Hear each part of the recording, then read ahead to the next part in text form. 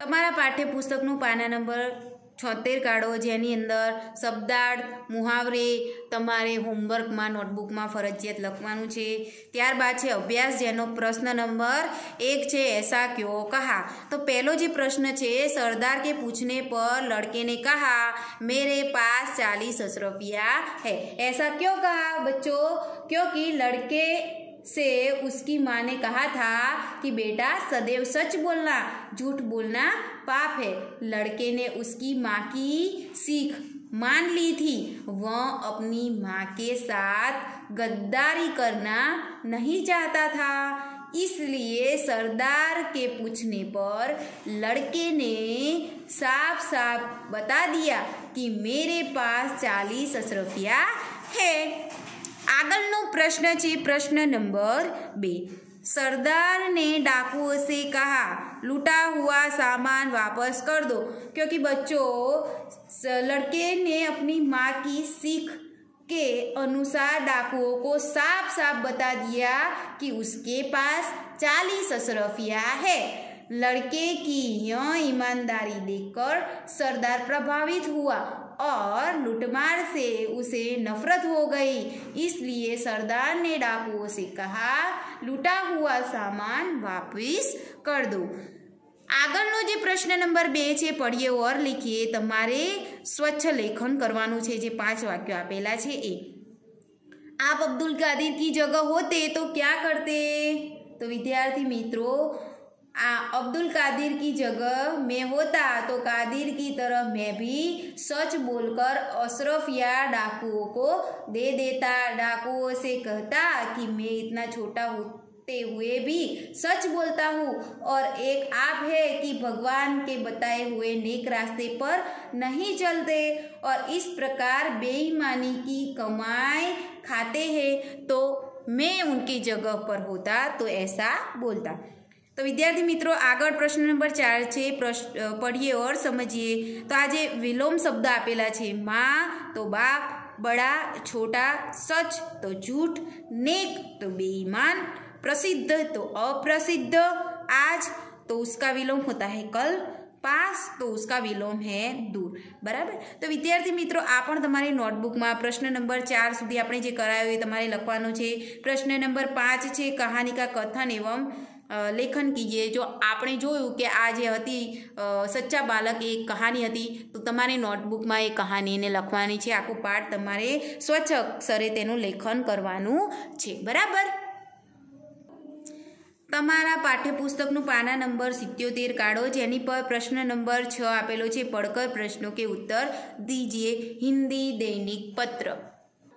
तो विद्यार्थी मित्रों, हिंदी दैनिक पत्र अहमदाबाद रविवार 28 अगस्त 2011। वडोदरा में पहली बार गणेश जी की मिट्टी की प्रतिमा स्थापित। तो विद्यार्थी मित्रों, आज समाचार जे तमारा घरे समाचार पत्र आवे छे ने, जे पेपर आवे छे एनी अंदर आपेलू एक जे आपणे कहीए ने कि एक आर्टिकल टाइपनु जे आपेलू छे कि गणेशजीनी जे वडोदरामां पहली वार माटीनी प्रतिमा स्थापित करवामां आवेली हती एनो एक आलेख आपेलो छे। तो एनुं आपणे वांचन करवानुं छे अने त्यारबाद तेमांथी ज पूछायेला प्रश्नोना जवाब आपणे लखवाना छे। बराबर।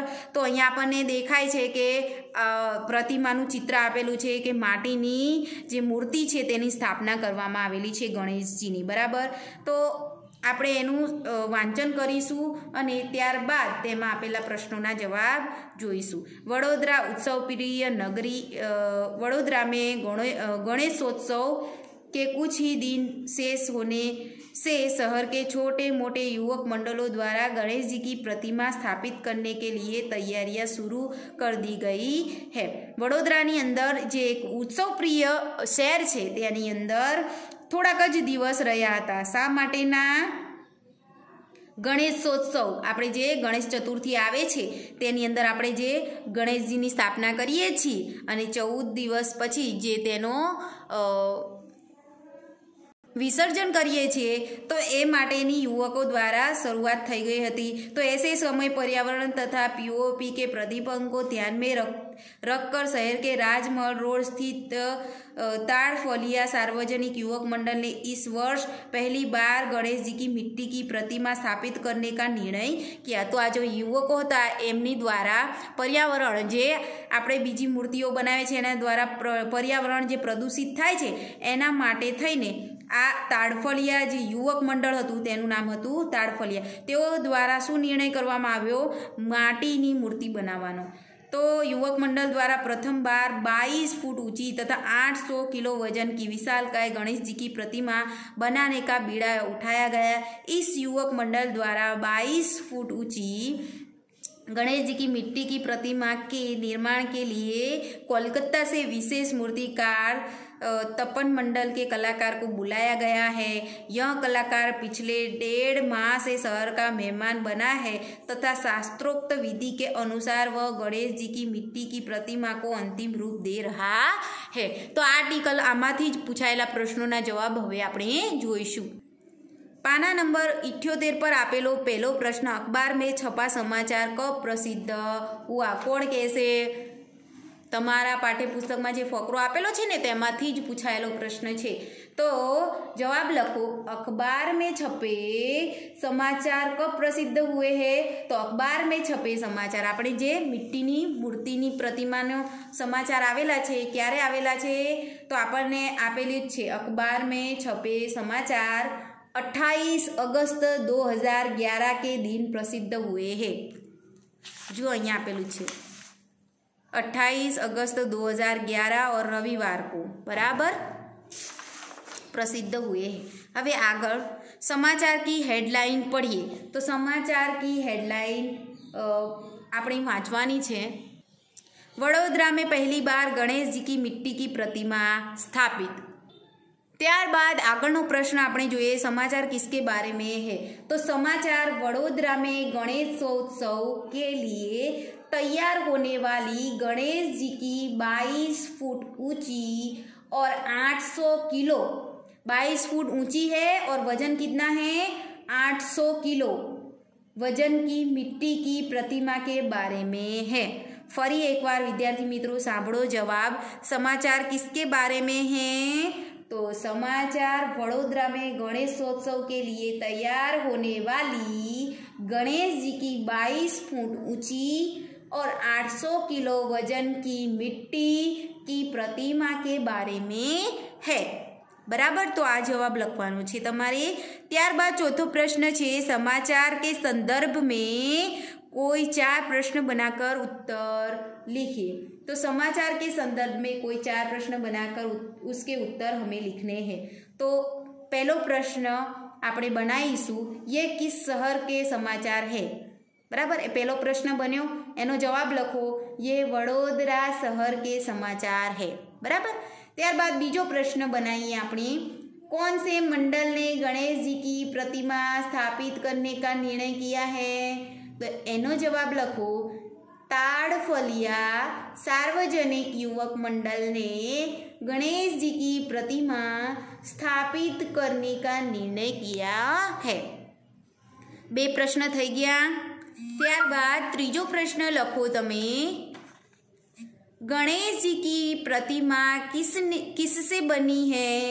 तो एनो जवाब लखो, गणेश जी की प्रतिमा मिट्टी से बनी है।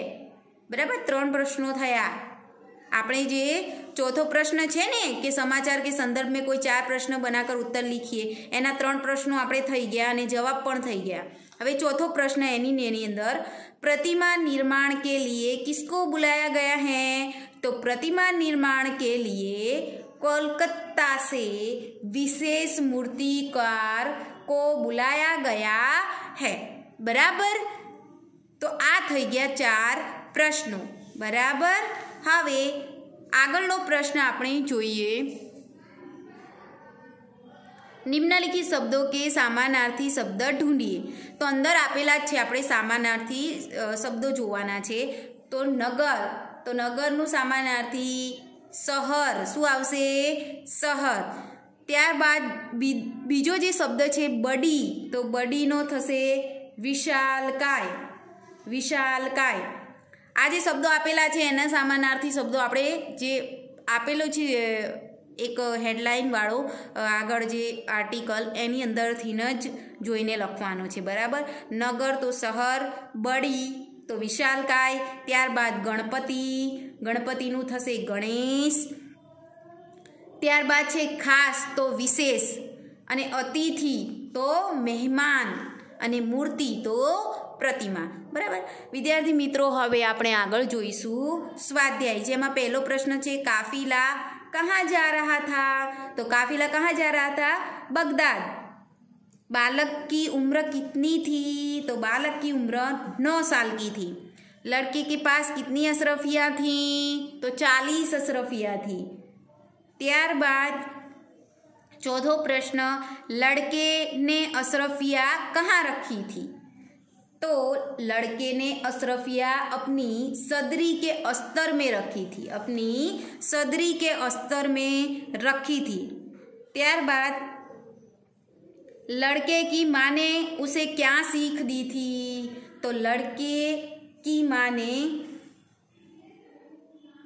उसे हमेशा सच बोलने की सीख दी थी.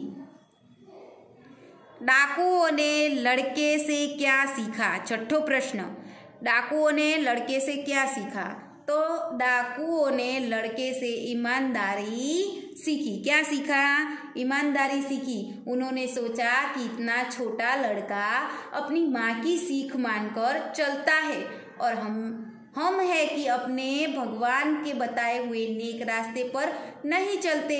उस दिन से उन्होंने लूटमार करना छोड़ दिया और नेक रास्ते पर चलने की प्रतिज्ञा की, बराबर.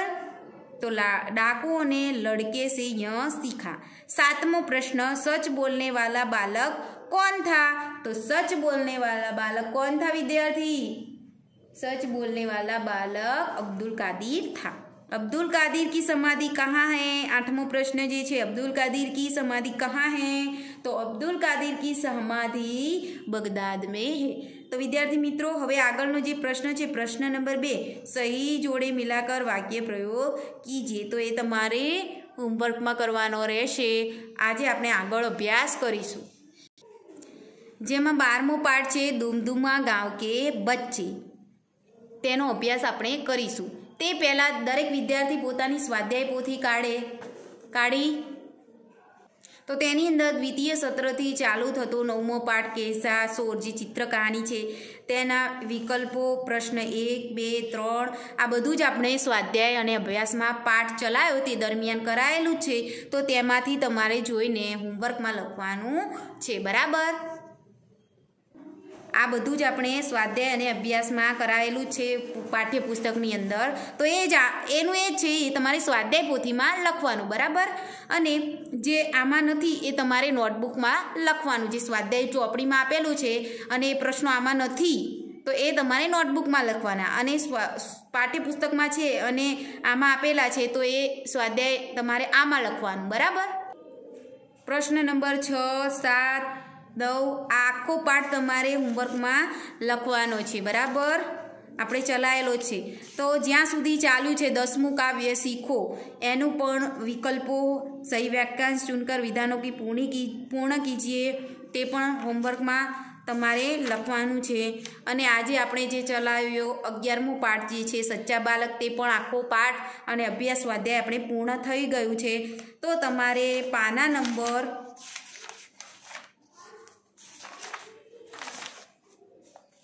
87 સુધી સ્વાધ્યાય પોથીમાં સંપૂર્ણ પાઠ પૂર્ણ થાય ત્યાં સુધી તમારે લેસન કરવાનું છે દરેક વિદ્યાર્થીએ, બરાબર. સ્વાધ્યાય પોથીમાં જે 11મો પાઠ છે ત્યાં સુધી પાના નંબર 87 સુધી, બરાબર. તો દરેક વિદ્યાર્થી તે લેસન પૂર્ણ કરી દેશે. હવે આપણે આગળ જોઈએ આગળનો અભ્યાસ. તો दुमदुमा गाँव के बच्चे, बराबर, तेनो अभ्यास આજે આપણે કરીશું. વિદ્યાર્થી મિત્રો, બાળકોની અંદર આ दुमदुमा ગામડું જે છે તેની કહાની છે, એક વાર્તા છે. તો બાળક જે હોય એની અંદર ઘણી બધી ક્ષમતાઓ રહેલી છે, તમે બાળક છો તો તમે તમારામાં ઘણી બધી શક્તિઓ રહેલી છે, ઘણી બધી શક્તિઓ છે. તમારી જાતે જ તમે કંઈ પણ કરી શકો તેવી તમારામાં લગન, તેવી તમારામાં ધૂન હોવી જોઈએ, એ ખૂબ જ જરૂરી છે. આ કહાની અંદર ડુમડુમા ગામના જે લોકોની જે મુશ્કેલી છે તેને દૂર કરવા માટે બાળકોએ મળીને જે પ્રકારનું કામ કર્યું છે એ બતાવવામાં આવેલું છે. તો બાળકની અંદર જે છુપાયેલી ક્ષમતાઓ છે એને બહાર કાઢવી ખૂબ જ જરૂરી છે. તમારી અંદર ઘણી બધી ક્ષમતાઓ છુપાયેલી છે, તો તેને બહાર કાઢ્યા બાદ તમે કંઈ પણ કરી શકો છો. તો એ બહાર કાઢવી ખૂબ જ જરૂરી છે અને એ આપણને પાઠની અંદર બતાવ્યું છે. તો એક ડુમડુમા નામનું જે ગામડું છે તેની અંદરના બાળકો જે છે તે કઈ રીતે ગામના લોકોની મુશ્કેલીઓ દૂર કરે છે, તો તેના વિશે પાઠની અંદર છે. તો પાઠની અંદર ડુમડુમા ગામ છે એની અંદર પાણીની તંગી રહેતી હોય છે, જેના કારણે શું થતું હોય છે, ખેતરો સુકાઈ જતા હોય છે, લોકો હેરાન થતા હોય છે. તો એક દિવસ બાળકો આ તંગી દૂર કરવાનું વિચારે છે અને એ બધા જ શું કરે છે, ગામના લોકોએ બાળકોને કામ કરતા જુએ છે કે બાળકો શું કામ કરે છે, વિનંતી કરે છે રોજ કે વાદળા રોજ કેવી રીતે વરસી શકે, અને એ બધા માટે એ લોકો શું કરે છે, વિચારવા લાગે છે અને એક મોટો ખાડો કરે છે અને એમાં વરસાદનું પાણી ભરાઈ જાય અને પછી એ પાણીનો ઉપયોગ કરી શકાય એવી વ્યવસ્થા કરે છે. તો આ બધું જુએ છે ગામના લોકો. તો ધીમે ધીમે શું કરે છે, ગામના લોકોએ બાળકોને કામ કરતા જોયા એટલે તેઓ પણ બાળકો સાથે કામ કરવા લાગ્યા. ધીમે ધીમે ત્યાં તળાવ બની ગયું અને ખેતરોની સિંચાઈ અને ખેતરોના મકાન, ડાંગરો લહેરાયા અને આ રીતે બાળકો પણ ખુશ થયા અને ગામના લોકો પણ ખુશ થયા અને જે પાણીની સમસ્યા હતી એ દૂર થઈ ગઈ. તો એ પાઠની અંદર આપણને આપેલું છે, એ આપણે જોઈશું. बच्चों में अपार क्षमताएं होती है. बालकों अंदर विविध प्रकार की क्षमताओं रहेली है, एम उनमें स्वयं कुछ करने की लगन पैदा करना आवश्यक है. बालकों अंदर तो घनी बधी शक्तिओ छुपायेली है, परंतु ए पोते जाते कई करी सके एवी एमनामां लगन उद्भव करवो ए खूब ज जरूरी है. प्रस्तुत कहानी में डुमडुमा गांव के लोगों की परेशानी को दूर करने के लिए बच्चे कैसे कदम उठाते हैं उसका निरूपण किया गया है. आ पाठनी अंदर डुमडुमा गामना बाळको जे छे पाणीनी समस्या दूर करवा माटे केवा प्रयत्नों करे छे बताववामां आवेलुं छे. बच्चे इस कहानी से प्रेरित होकर कक्षा, विद्यालय और गांव की समस्या को हल ढूंढने में जागरूक होंगे और कार्य भी करेंगे. आ पाठ द्वारा आपने शुं सीख मळशे, अपनी शाळा, आपणुं गाम बराबर ए बधुं स्वच्छ राखवा अने एमनी जे समस्याओ छे, कई पण समस्या होय ने, आपणे आज व्यवहारु जीवननी अंदर कंईक समस्या होय छे ने, गटरनी समस्या होय छे, पाणीनी समस्या होय छे, प्रदूषणनी जे समस्या होय छे, आ बधी समस्याओनुं निराकरण लाववा माटे तमे लोको प्रेरित थाव ए माटे आ पाठ छे. तो एना माटे तमे जागरूक थाव ए माटेनो आ पाठ आपणने अहींया आपवामां आवेलो छे. तो हवे जोईशुं आपणे पाठ विशेनो अभ्यास. तो यह डुमडुमा गांव है. तमे पाठनी अंदर जोई शको छो, बाळको देखाय छे तमने अने जे चित्र आपेलुं छे डुमडुमा नामनुं एक गाम छे. यहाँ हमेशा पानी की कमी रहती थी. तो आप गामडું જે છે તેની અંદર હંમેશા પાણીની સમસ્યા રહેતી હતી. खेत सूख जाते, लोग परेशान रहते पर कोई उपाय नहीं कर पाते थे. तो आ पाणीनी समस्याना कारणे शुं थतुं हतुं, हमेशा खेतरो सुकाई जता हता, लोको हैरान थता हता, परंतु कोई तेना माटे कंई उपाय करी शकता न हता. बच्चे पानी में खेलना चाहते, तैरना चाहते पर कहाँ. अने बाळकोने पण जुओ हमेशा पाणीमां रमવું खूब ज गमे. तो बाळको शुं इच्छता हता, पाणीमां रमवा इच्छता हता, तरवा इच्छता हता, पण क्या आ बधुं करे, कारण के पाणीनी तो हमेशा तंगी ज रहती हती. तो ए पाणीमां रमी शकता नहोता अने तरी पण शकता नहोता.